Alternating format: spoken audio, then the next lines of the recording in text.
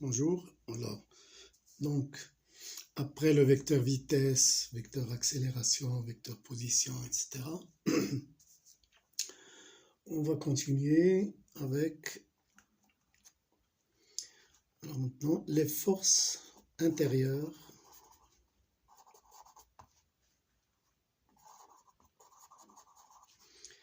et les forces extérieures.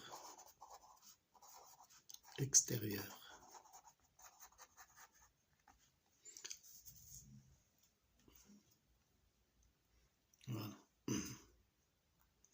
Les forces intérieures et les forces extérieures. Alors, intérieur, extérieur à quoi? Bien sûr, au système. Donc, dans tout exercice de mécanique, il faut d'abord déterminer le système étudié. Première chose à faire, déterminer le système étudié. Ça, c'est le premier point. Après, toute force qui sera exercée sur le système par un corps qui n'appartient pas au système étudié sera appelée une force extérieure. Toute force appliquée sur le système par un corps qui appartient à ce système sera une force intérieure. Par exemple, pour clarifier tout ça, on va prendre le cas d'un corps suspendu à un fil. Voilà.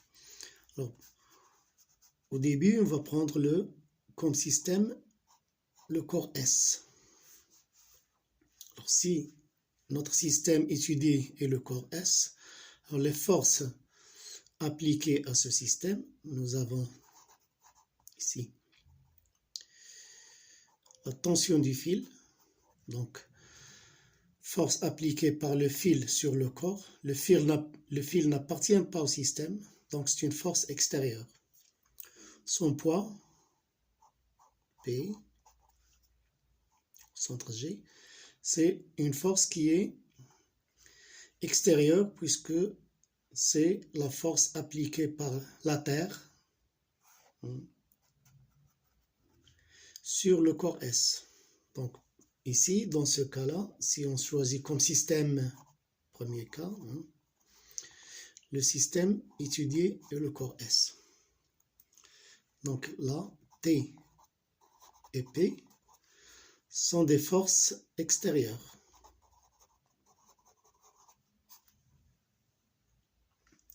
Alors supposons maintenant, dans ce deuxième cas, que le système étudié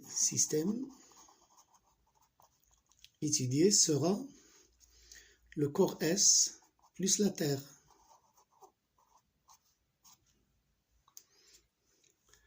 Alors là, le poids, par exemple, si on regarde le poids, c'est une force appliquée par la Terre, qui est dans le système, sur le corps S, qui est dans le système. Donc P, ici, P devient une force intérieure.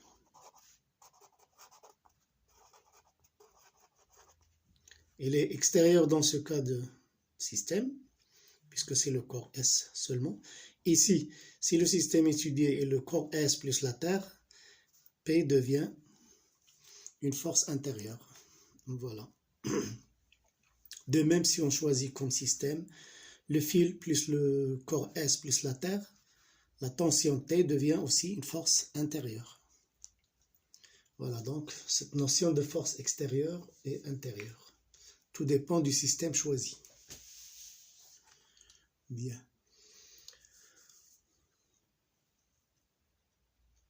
Alors on parle de système isolé. Système isolé. C'est quoi un système isolé? C'est un système qui n'est soumis à aucune force.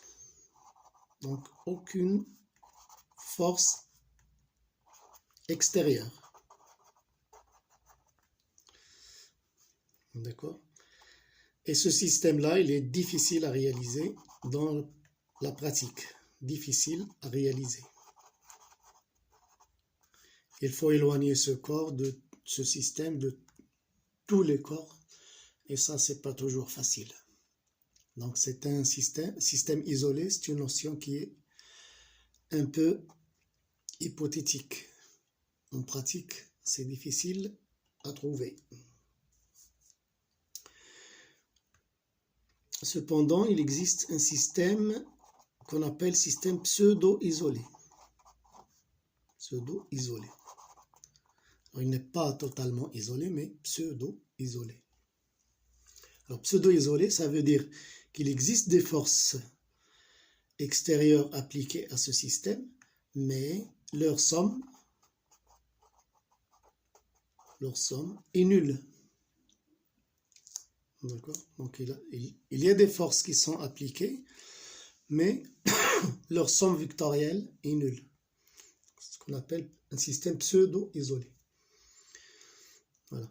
Alors, le deuxième point, la première loi de Newton. Première loi de Newton. Alors, cette première loi de Newton s'appelle aussi le principe d'inertie. Principe d'inertie. Voilà. Alors, ce principe d'inertie est comme suit. Alors, dans un repère galiléen, alors on verra ce que c'est un repère galiléen. Si la somme des forces qui s'exercent sur un corps est nulle, alors le vecteur vitesse de son centre d'inertie est constant. Donc, si pour un système donné, la somme des forces extérieures est égale à 0, est égale au vecteur nul, alors ceci est équivalent à le vecteur vitesse du centre de gravité est constant. Alors, constant en direction, sens et module.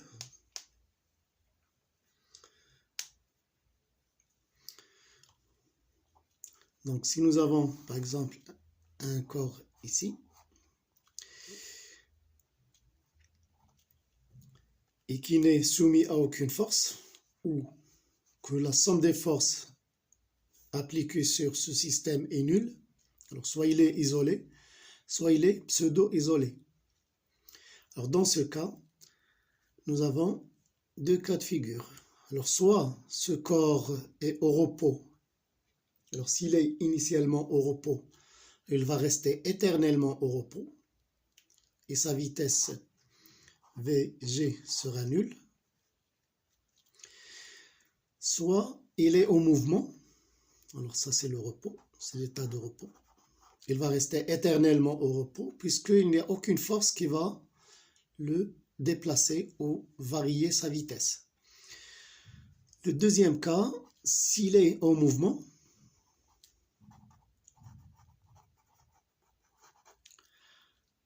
alors ce mouvement est rectiligne uniforme.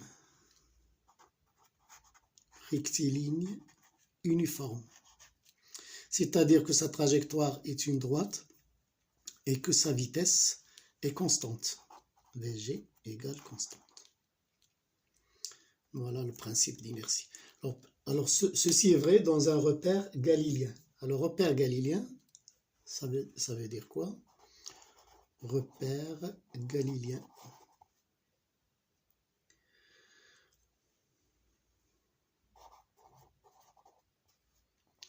Alors, un exemple de repère galiléen, et le meilleur de ces repères, c'est le repère de Copernic.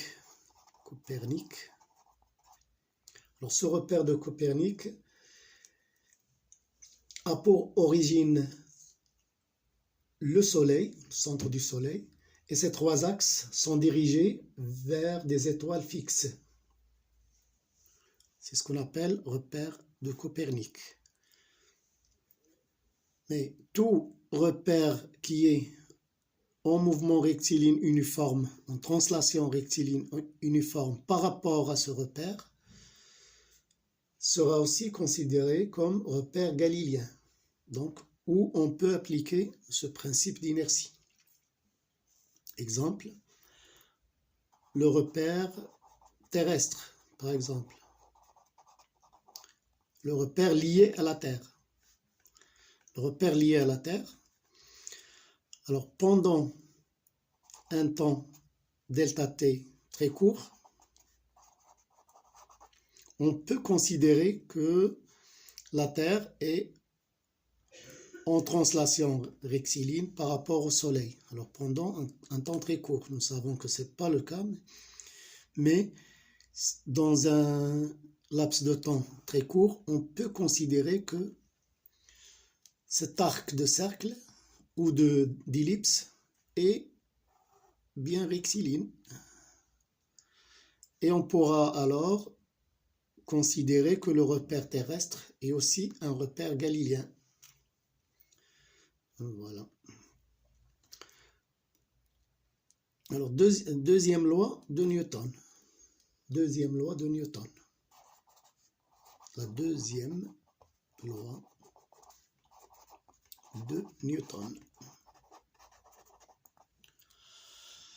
Alors, cette deuxième loi s'appelle aussi le principe fondamental de la dynamique.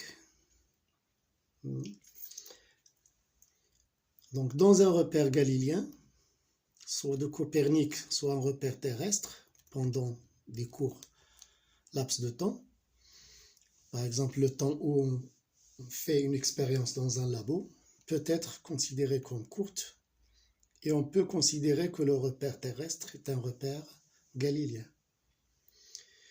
Donc, dans un repère galiléen, la somme des vecteurs force qui s'exercent sur un corps est égale au produit de la masse du corps et du vecteur accélération de son centre d'inertie. Alors, préalablement, on aura défini le système étudié, liste des forces extérieures appliquées sur ce système, et on met la somme des forces extérieures appliquées sur ce système est égale à la masse de ce système fois le vecteur accélération de son centre d'inertie, MAG. Somme des forces extérieures égale MAG. Voilà. Alors, on verra des applications. Alors, quatrièmement, la troisième loi de Newton. Alors, dans ce programme, on verra 3 lois.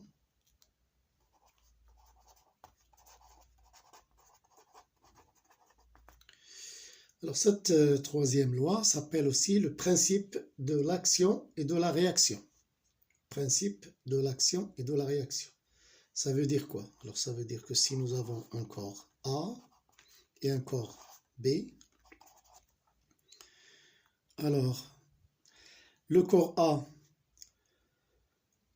exerce une force sur le corps B, qu'on appelle FA sur B, et en même temps, le corps B exerce sur le corps A une force qu'on note FB sur A.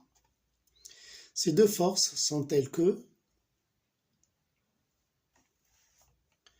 FA sur B en vecteur est égal à moins FB sur A. C'est-à-dire qu'ils ont la même droite d'action, des sens contraires, des sens opposés, et le même module. Voilà. Alors on verra plus tard les applications de ces 3 lois. Merci, à la prochaine.